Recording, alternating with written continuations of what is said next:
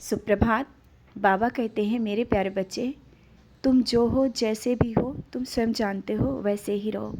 और ये मैं जानता हूँ, किसी तरह दूसरे की तरह बनने की कोशिश मत करो। कोई क्या कर रहा है, कैसा कर रहा है, सब अपने अलग हैं। तुम क्यों सोचते हो कि तुम सबसे पीछे हो या तुम ये नहीं कर पा रहे हो? तुम जो हो मैं जानता हूँ, और इस कारण तुम परेशान जो हो ना, तुम्हारे अंदर की जो बेचैनी है मैं देख रहा हूँ। जब तक इन बातों को मन से निकालोगे नहीं ना, और एक तुम्हारे अंदर बेवजह का डर है, उस डर को भी निकालो और आगे बढ़ो। तुम उन सब से अलग हो और आगे सब कुछ कर सकते हो, लेकिन तुम्हारे अंदर के जो नकारात्मक विचार हैं, जो तुम्हारे अंदर का डर है, ये तुम्हें पीछे ले जाता है।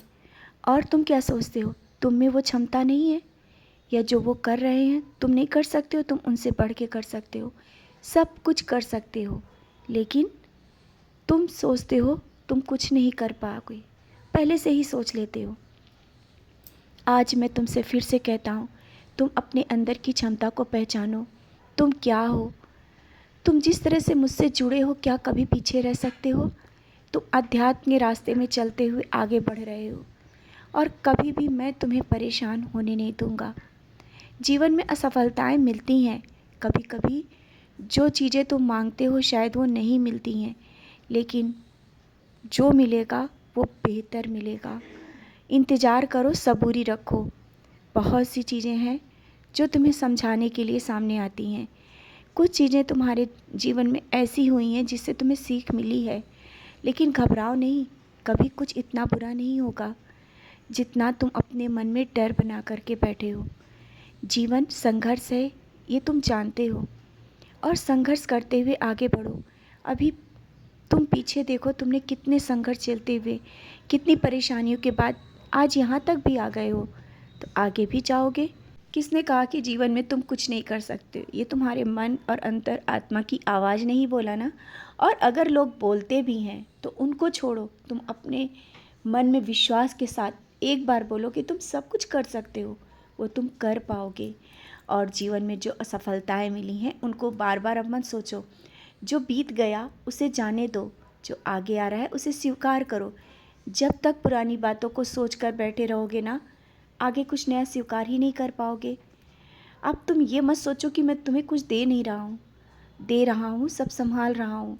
समय के साथ सब कुछ सही होगा। तुम जिस दर्द में रहते हो वो दर्द भी मैं महसूस करता हूँ, उस दर्द को बहुत जल्दी दूर कर दूँगा।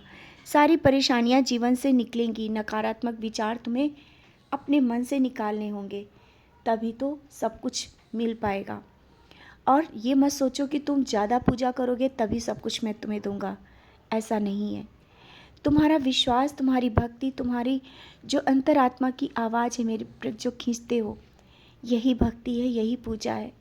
और उस विश्वास के साथ जब तुम कहीं बाहर भी खड़े हो के मुझे याद करते हो ना, मुझे वहाँ आना पड़ता है, मैं वहाँ रहता हूँ, मैं परछाई बन के तुम्हारे साथ चलता हूँ। तुम कहीं भी रहो, और ये मत कभी भी मन में मत लाना कि कभी भी कोई भी काम तुम्हारा पूरा नहीं होगा। हाँ, देर होगी, ये मैं नहीं कहता हूँ, जिस समय तुम कहोगे वो हो जाएगा। सबूरी तुम्हें रखना होगा। मैंने तो 2 ही मंत्र दिए हैं, श्रद्धा और सबूरी। इन मंत्रों को हमेशा याद रखो।